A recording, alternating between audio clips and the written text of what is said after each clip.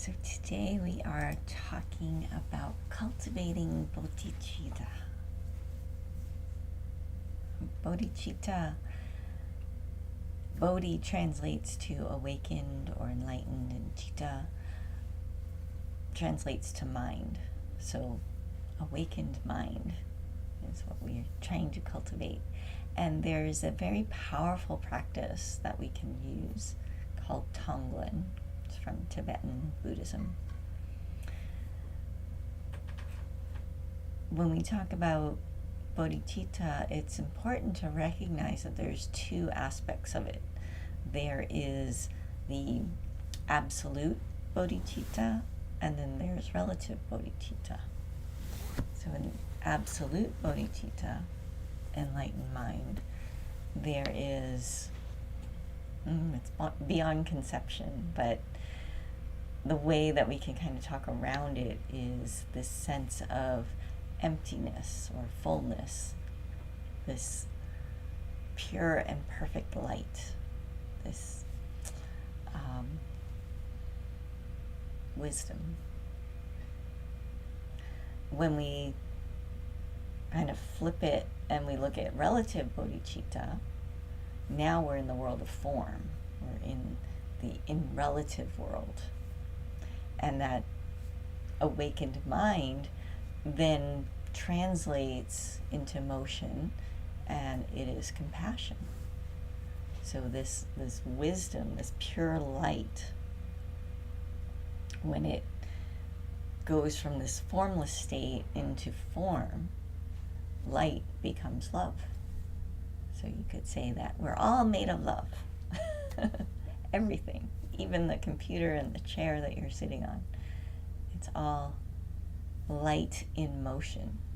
So it's compassion, it's love.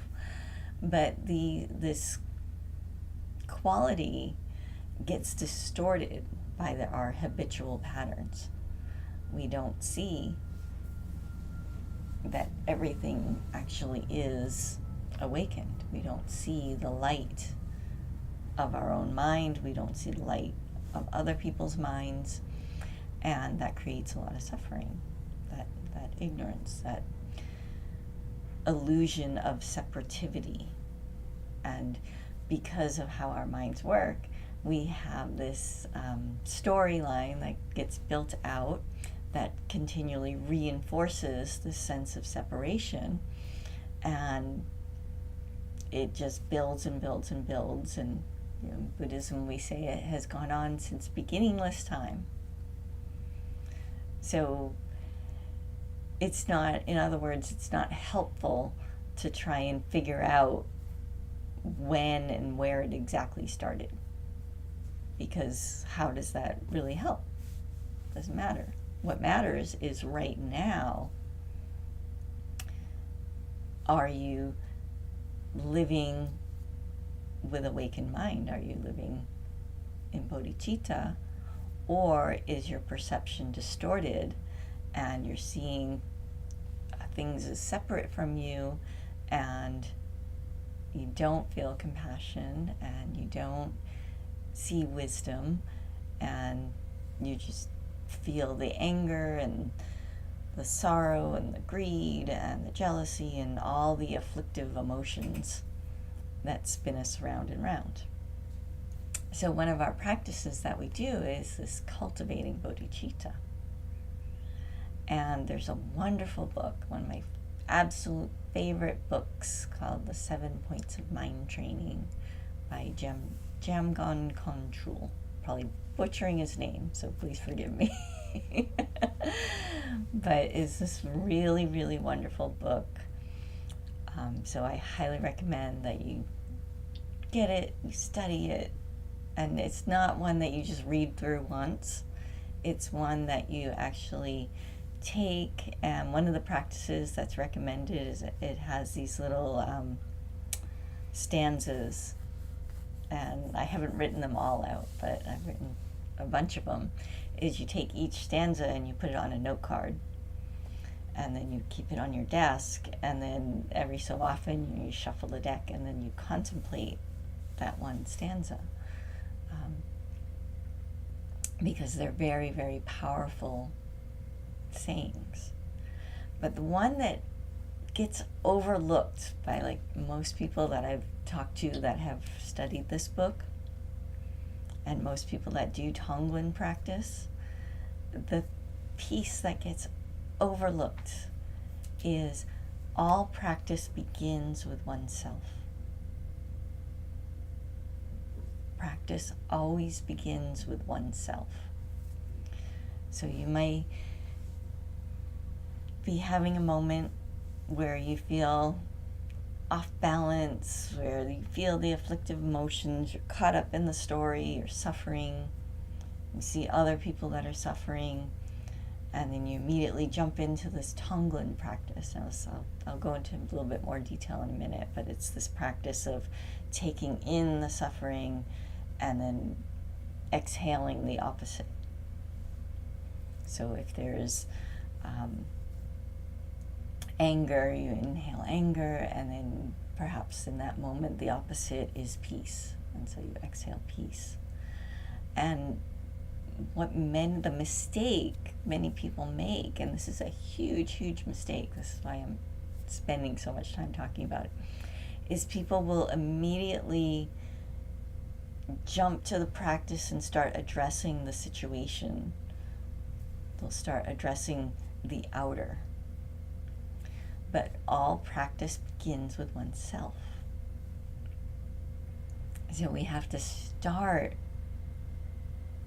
the process within our own being. We have to kind of just let go of the situation that's blowing up around us that seems to be causing the suffering, and start the practice with ourselves. And this practice of cultivating Bodhichitta or Tonglen always begins with connecting with wisdom, connecting with awakened mind. So that sense of spaciousness that's within our being. Because when we're suffering, how does it feel? Our body tenses up. We feel kind of squished in. We want to lash out. There's a lot of restriction and resistance.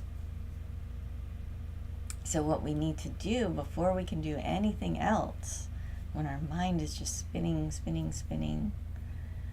is to just create a sense of spaciousness, connect with. We don't even have to create it. That's because it's already here. It's always present. But we get so busy looking at the story, we get so enamored by all of that is happening that we miss it. So with this practice, and really with any practice that we do, this is really wonderful pause to take, is to just allow yourself to connect with the space in between each of your cells of your body, connect with the space that's around your body. I mean, even if you're in a crowded elevator and everybody's, yelling at each other, even if you're all squished together, there's still this very little bit of space. Most of the physical world is made of empty space. You can just talk to any physicist and you'll find that out. Like even at a subatomic level, these electrons that are flying around in between, around the nucleus of every atom, there's all this space. So even though it doesn't always feel like there's space, there really is. So remembering that and connecting with that sense of spaciousness, that space, gives us room to connect with our inherent essential goodness. So maybe you just did something that you suddenly regret and you're just like really upset and like beating yourself up, like, why did I do that? Start by creating that connection with spaciousness. And then as you move into that spaciousness, there's this essential goodness, this life that is happening. No matter what you do, there's this movement that we call love that's happening. That's our essential goodness that's there. So we connect with that first. And it can feel shaky because you're like, wait, no, I'm still really, really angry at myself. I've got all this regret and remorse. And this isn't about shoving it into a hole, pretending it's not happening, not giving ourselves a pass. But we start with just creating this sense of spaciousness, connecting with that essential goodness. And then from that place of wisdom, now we can actually work with the afflictive emotion. So maybe we start to look at our actions that created this sense of regret and the feeling of regret and the desire of, oh, I wish I did something else. And as we're looking at that, we inhale it. And you can use a visualization of black smoke. Just inhaling this, which seems funny because you're like, no, I want to get away from that. I don't want to feel this. But trust me, just try this process. We inhale this dark, afflictive emotion that's creating immense pain. And it's our pain. We're connecting with what we are feeling. And we inhale that dark smoke of regret or whatever it may be. And then we ask ourselves, what is the opposite of this feeling? And it might be different for every situation, so there's not a list I can give you, but I can give you some suggestions of where to start with and play with. So maybe in this particular case there's regret, and then you went a little deeper and you feel the desire for you have not to done something, or maybe you regret not doing something. So anyways, there's this underneath feeling of desire for things to be different than they are. And you inhale that, and then you see the opposite of that. The other side of the coin would be acceptance of what is. And so as you exhale, you feel that energy transmute and become acceptance. The smoke clears, it turns into a white, almost clear smoke, and you exhale acceptance into your own being. And you might have to do this a dozen times to fully work with all the layers that are in your body. And then, and only then, can we turn our attention to the outside world. So a good example is when you see somebody who's having a really hard time. Maybe they're just full of rage and anger and they're just yelling at people, and you're just having a nice day and you're meditated, you're practicing mindfulness, you're having a good time, and walking down the street and you just see this person just screaming and just completely full of rage. And that moment, maybe you don't notice at first that, oh, I got disturbed by that anger. And so the tendency is just to jump in and start doing Bodhichitta for Tonglen for them. But again, we start the practice with ourselves. So we notice the anger of this person who we don't even know. It's just some random person screaming at somebody else, and our heart hurts. It feels that. So first we have to address that hurt that we feel in our own being. that sense of anger that has arisen because somebody else is angry. And so we inhale that into our being, that dark smoke, and then we transmute it into, perhaps in this case, into peace. And we exhale peace. And we do that for a few breaths until that anger that rose up within our own being in response to this other person completely resolves. And now we're completely at peace, even though this anger is happening. And then now we can just very quietly and very gently start to draw that anger from that person or that situation into our being as that dark smoke, and then transmute it into peace, into that light, white, clear smoke, and blow it back out and give that back to that person. And then sometimes we can take it even one step further and draw in all of the anger in existence. So not even just that person that we're seeing, but we widen the scope to the entire planet and all the anger that exists now and has ever existed and will ever exist in the future.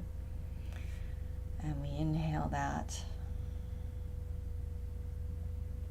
and we transmute it into peace. And then we exhale and give that back to the world. So this is an extremely powerful practice for learning how to transmute energy in your own being. But there's an even deeper level to this practice. So this is, the mechanics of it. This taking in and sending out. Taking in, sending out. And again, I'm going to reiterate, start with yourself. Start with whatever that afflictive emotion triggered within your own being. You noticed it because it's triggered in you. Otherwise, you would have just walked down the street and not even noticed that they were angry. Not even noticed that they were full of desire. Not even noticed that they were full of sorrow. You just see light. But it triggers something. It triggers compassion. And it starts with ourselves. We transmute it in our own being, because remember, there's no separation. What we're seeing on the outside, the external world, is all going on within our own being. So we start there with ourselves, and then we work our way out to the triggering incident, and then we can work our way out again to the entire world, and then to all the world systems that exist in eternity. Now, as we're doing this, we want to pay attention to this, what I'm calling a transmutive process, where we're going from anger into peace, because this is where it gets really interesting, is we start to notice that both of these states of mind exist simultaneously. And that it's like a pendulum. We can move from one side all the way to the other side, back to the first side, over to the other side, back and forth, back and forth. And there's this space right in between the two states. And that's equanimity. There's a point of balance.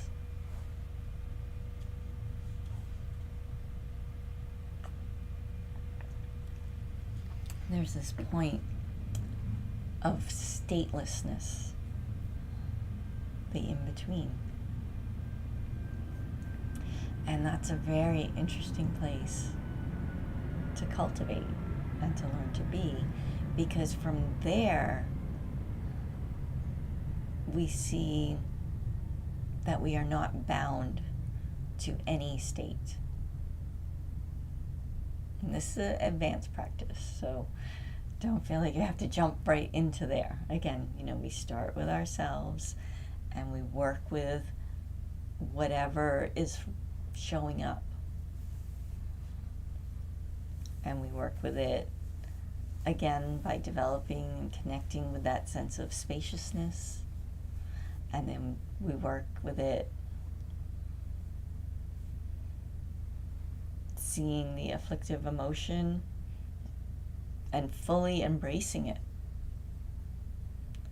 which again goes against our conditioning. Most people have been conditioned to run away. Like, no, run away, that hurts.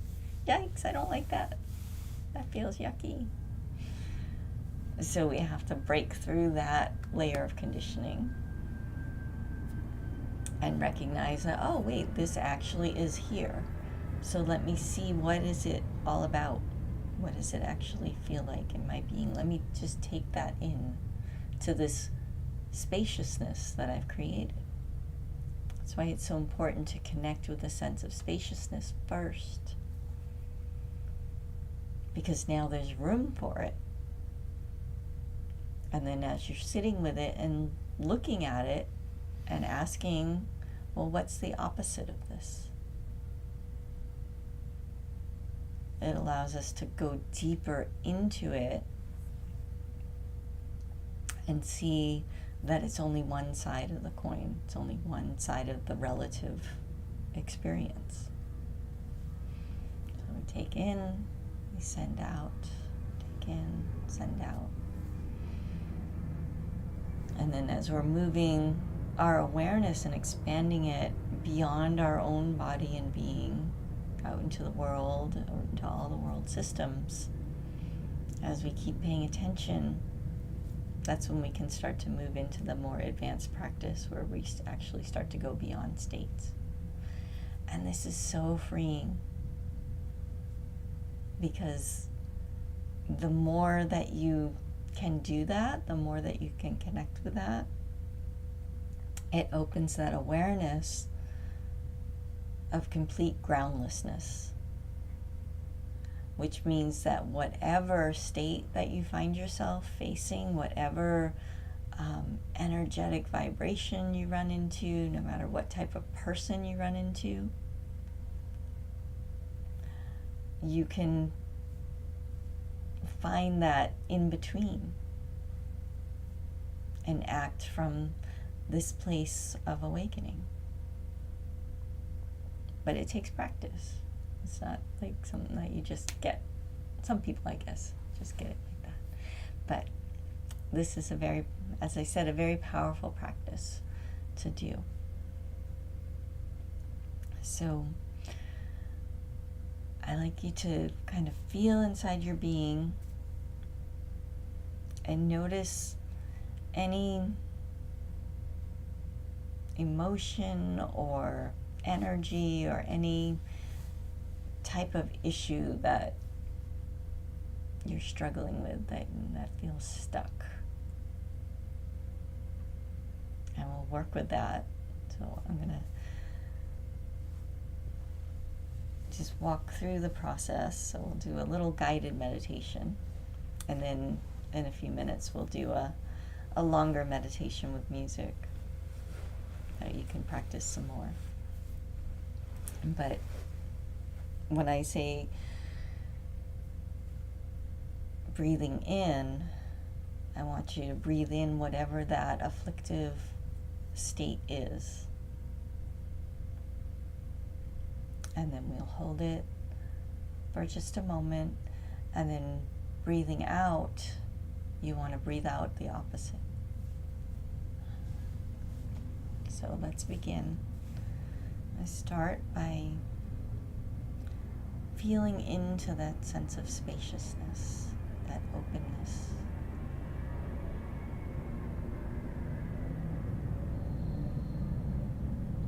Notice the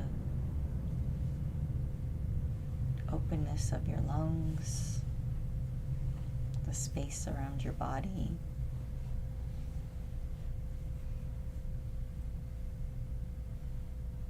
The spaciousness in between every cell of your being.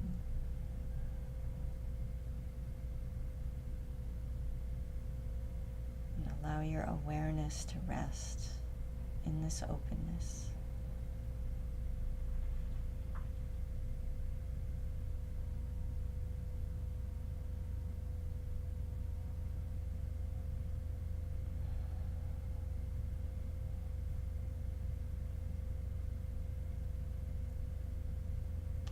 Now notice whatever tightness, or restriction, or afflictive emotion that is present, and see it as this black smoke that you're going to inhale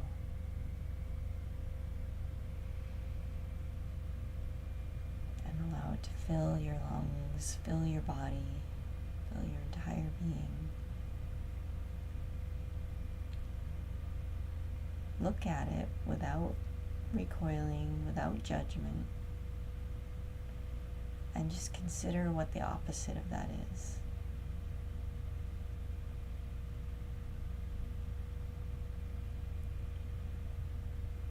And then as you exhale, see the smoke becoming clear white, and notice that quality of the opposite of where you started.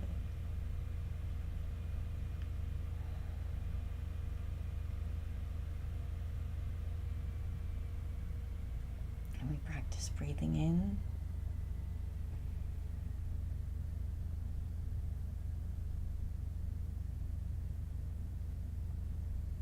and breathing out.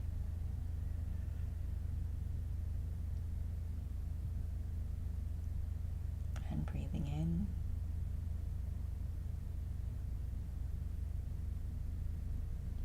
and breathing out.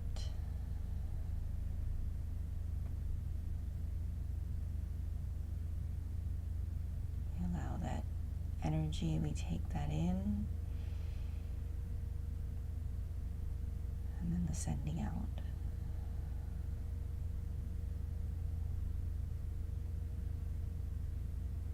Bring that energy in,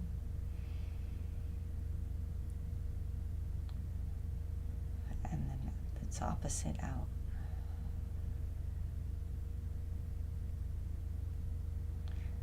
Now we expand that energy out to a person or situation, social media post, the news, wherever that emotion or afflictive state that we've noticed it in our life. And we take that energy in, that dark smoke from that source, and then we give back, we send out its opposite.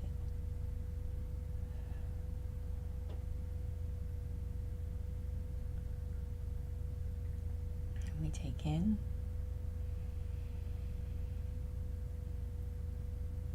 and we send out.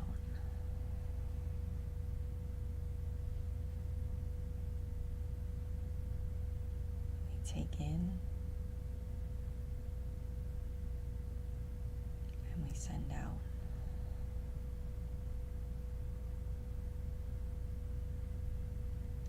And then we expand once again, and we take all of the suffering from that state throughout the entire world,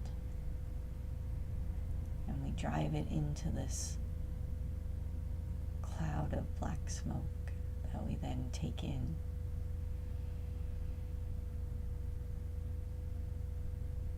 And we convert it to its opposite, then send it out to the entire world.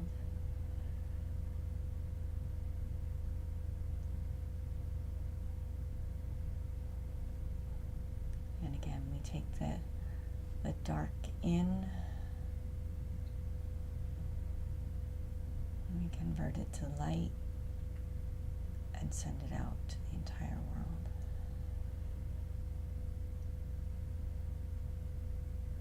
We take it in and we send it out.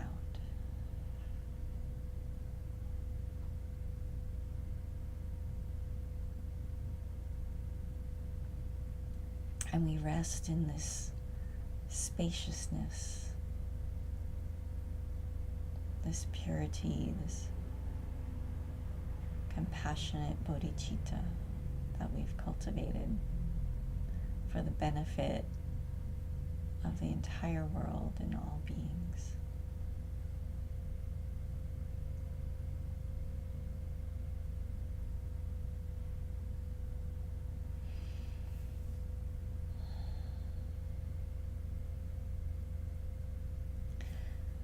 Now, when we're learning this, doing this for the first few times, it takes a while to go through this entire process.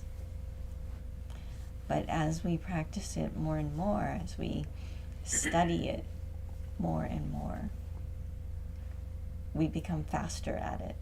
We can immediately go through all the different stages.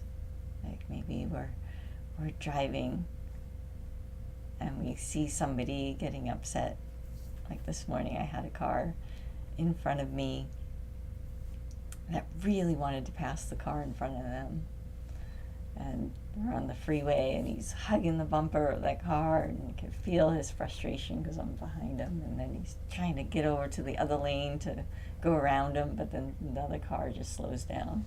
And so he goes back. And so he's zigzagging. I can just feel all that frustration. So in that moment, we can offer bodhicitta. Again, it starts with creating that spaciousness, connecting with the sense of frustration that we feel within our own self, and converting that to a sense of calm,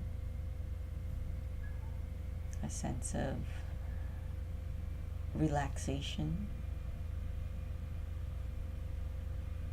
because they were in a rush, they had to get there.